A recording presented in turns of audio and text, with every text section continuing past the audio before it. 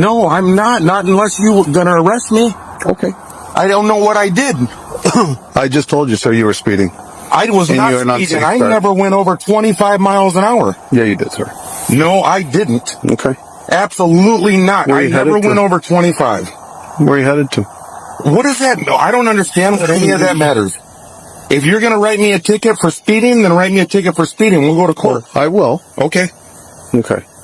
But other than that, I haven't done anything wrong. Okay, I'm going to ask you one more time to step out of the car. Okay, I'll step out of the car. Yeah, that's a really good decision you just made. Put your cigarette out.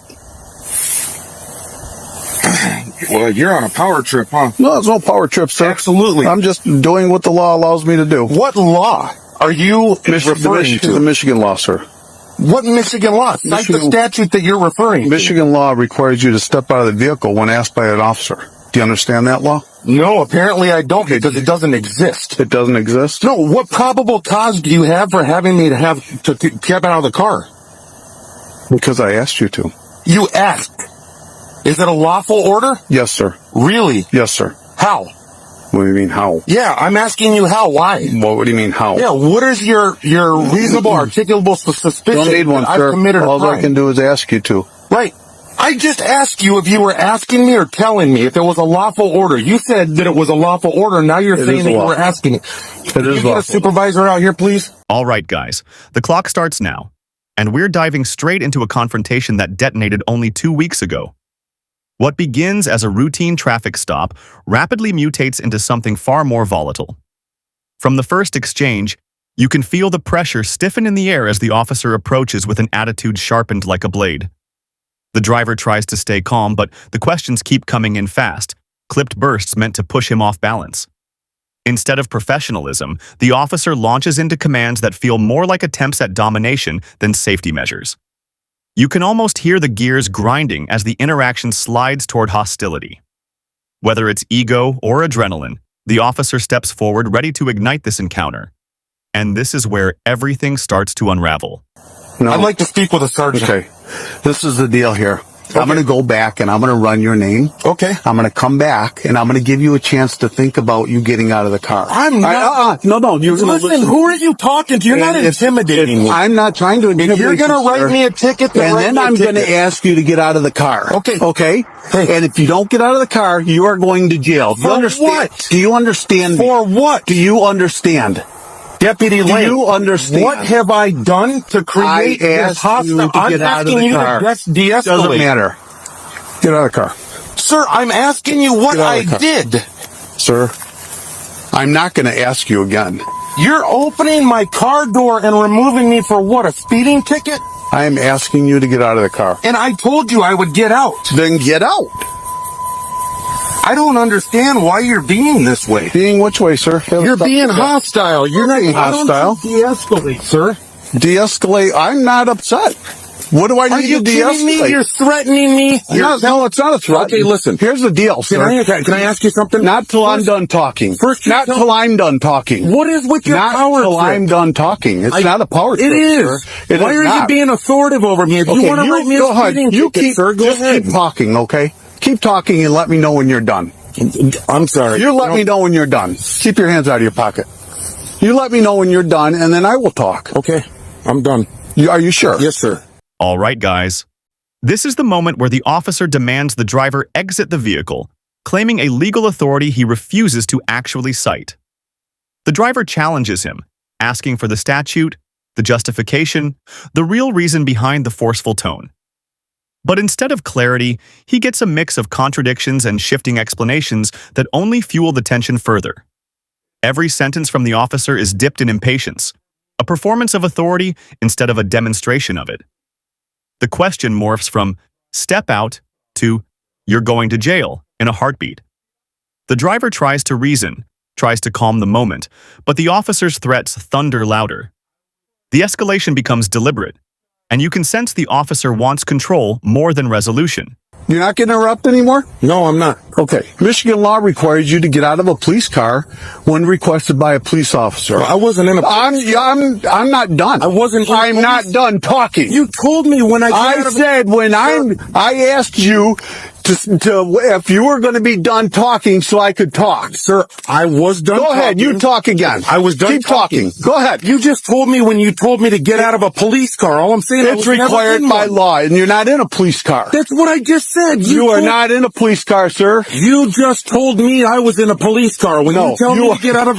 When you Sir, can you please help me out here? No, nobody's going to help you out. You said that Go when ahead. I'm You asked... talk. Go ahead. If you would stop, I would explain. Oh, okay, I'm going to explain. You explain to me You what the law is. just told me when I'm asked to get out of a police car that I'm going to get out. When you're asked to get That's out not of what you said. When you are asked to get out of your car by a police officer, Is your body cam rolling? you are required to by law. Do you understand that? I do understand what you're saying. Perfect. I don't agree with it, but I understand It doesn't matter if you agree with it or not, sir. Has no effect on it. Okay. Are we clear? Yes, sir. Good. I'm glad you understand Michigan law. How much have you had to drink tonight? Nothing. Nonsense. I don't drink at all. You don't? Okay. Nope. Well, you're displaying behavior like you have been. No, I'm not. I'm on my way to work. Where do you work at? It's none of your business. Where are you coming from? It's none of your business So either. you're displaying behavior. No, it's not. Why? Because All right, guys, listen to this next stretch because the temperature spikes. The officer opens the driver's door without cause, insisting compliance is mandatory while refusing to articulate the actual suspicion behind the demands. It's a battle of logic versus force, and logic is getting crushed under boots. The officer accuses the driver of being hostile, even though the aggression is clearly coming from the badge. The driver stands his ground verbally, asking for reasonable explanations that never arrive. Instead, the officer repeats the same empty lines, trying to bury the driver's questions under louder and more forceful orders. The power imbalance is unmistakable. The goal isn't communication anymore, it's submission. I'm not bowing down to your attitude and your power trip. Not a power trip, sir. That's exactly what it is. No, sir. No, yeah, you don't have the right mentality for this job. Oh, I don't. No, you don't. I know a lot of cops. Oh, congratulations. Yeah, and none of them act like you. 31 years and I don't have the right mentality. No. You know more than I do. No, that's not what I'm claiming. I'm not claiming that I know anything more than you. All I'm saying is you're being aggressive. It started off being aggressive. as soon as you Do I look started aggressive to you. You start running your Do I look siren, aggressive to you, and then you're telling me to turn my car. You didn't have your lights on. All you had on were white lights. Oh, we had our lights on. Sir. You had white lights on. We had lights on. Okay. They were just white. There was no red, no blue. Everything tonight. I'm going to request your dash cam, your body cams, all of it. So it's fine. I'm going to go right to here.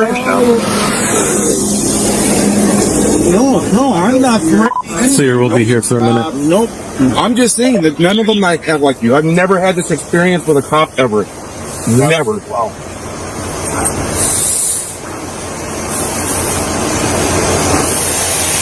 It's fine, sir. If you'd like to give me a ticket, I'll accept the ticket. I'll take it to court. Of course. It's fine. Of course. It's fine. Of course you will. We got about another freaking 11 minutes, though, and this is unlawful. I mean... Oh, now we're unlawful? Yeah. Okay. There's a reasonable expectation for a speeding ticket, time frame, and all that stuff. okay. Just sitting here for no reason. If you want to write me a ticket, sir, that's fine. I'm letting you talk, sir. All right, guys, here comes the twist where the officer tries to weaponize confusion. He claims laws that don't exist, insists on procedures that apply to different scenarios entirely, and refuses to acknowledge his own contradictions. The driver, pushing back with calm precision, highlights every inconsistency, which only irritates the officer further. You can sense the officer unraveling, clinging to the badge as a shield rather than a responsibility. When asked to de-escalate, he doubles down instead. He even attempts to shift the narrative by accusing the driver of behaving like someone under the influence, a classic tactic used when no legitimate justification exists. The situation becomes a storm of authority without accountability. I'm done talking. I just want to be on my way. Several times, and you just keep talking. Okay. You under any narcotics right now? Nope. Nothing at all? No, I don't answer questions. I'm done answering questions.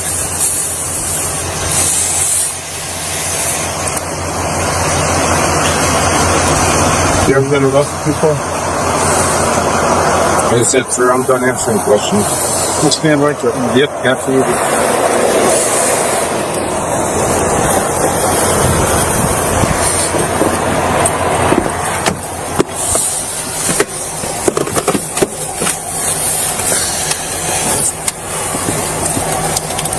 Did you get a license or anything? Yeah, that's just outside the tunnel. Yep.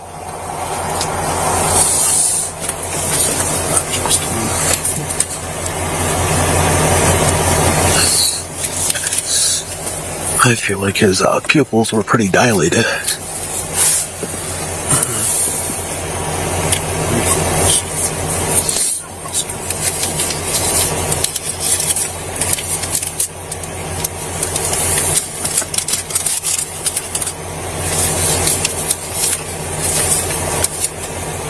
All right, guys, at this point, the officer's frustration leaks into every word. He starts pressing personal questions that have nothing to do with the stop. Where are you going? Where do you work? Where are you coming from? Each question is soaked in judgment rather than concern. When the driver refuses, the officer interprets it as guilt instead of a protected right. He keeps firing accusations, trying to provoke a reaction that he can later use as justification. Instead, the driver stands solid, refusing to be manipulated.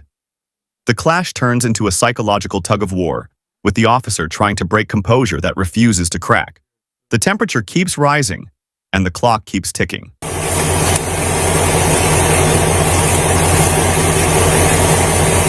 1624. Can you see if you can get an updated insurance? 111624. See if we have an updated one.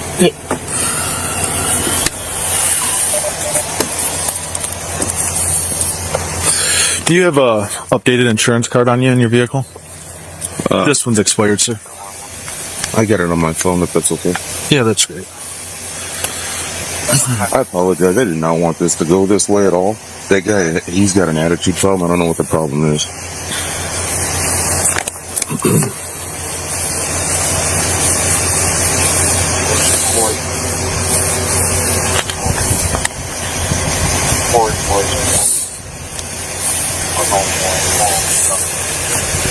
That's the Jeep.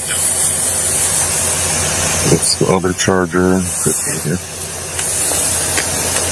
Yeah, I did try running that plate. I did not come up with a return on it. 4 Paul Nora 089. 5/16/25 expiration.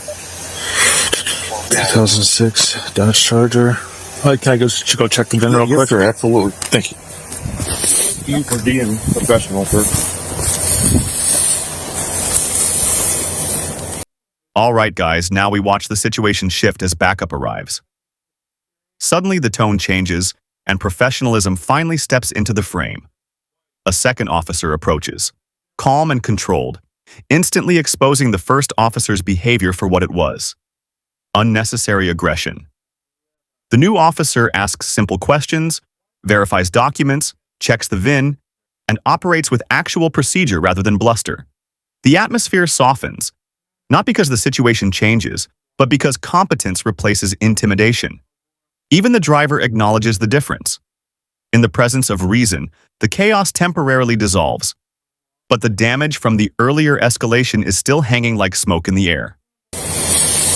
That's a 2006 Dodge Charger, registered to Yvonne Michelle Kowalski out of Roscommon. Yes on that.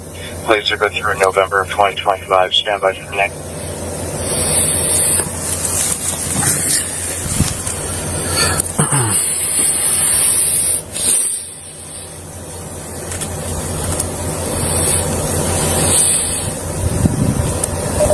Time for the return.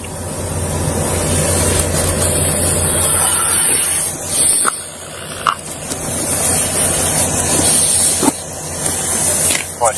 Here's that. Hold me just a second. Is it okay? Can I just turn off my headlights so my battery doesn't die? It's not running anymore, and it's only 28 degrees. Well, let me do that for you. All right, it's the toggle on the left. Thank you. Yep.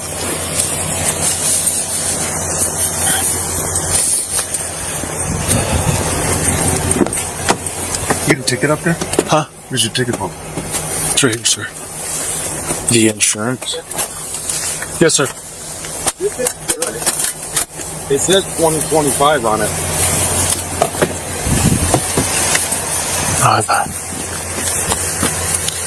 5/16/25. Oh, yep. Thank you, sir.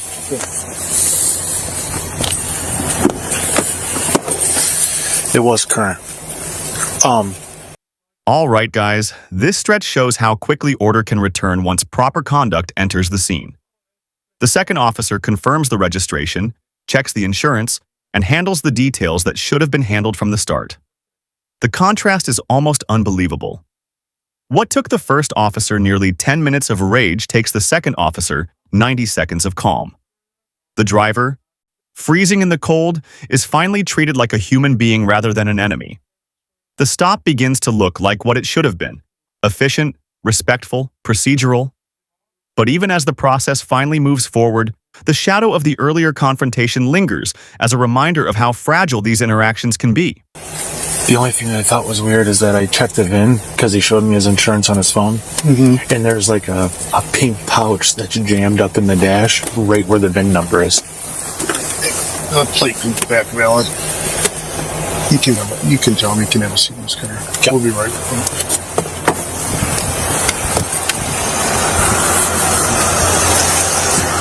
You can go ahead and have a seat in your vehicle. I know it's cold out here. Thank you very much.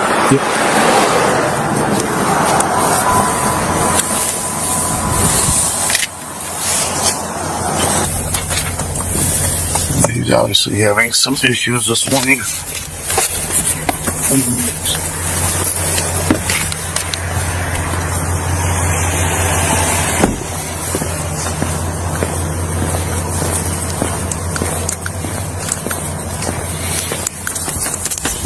Mr. Kowalski, you're getting issued a violation this morning for a violation of the basic speed law. You can take care of it within 10 days at the County Court of Crawford.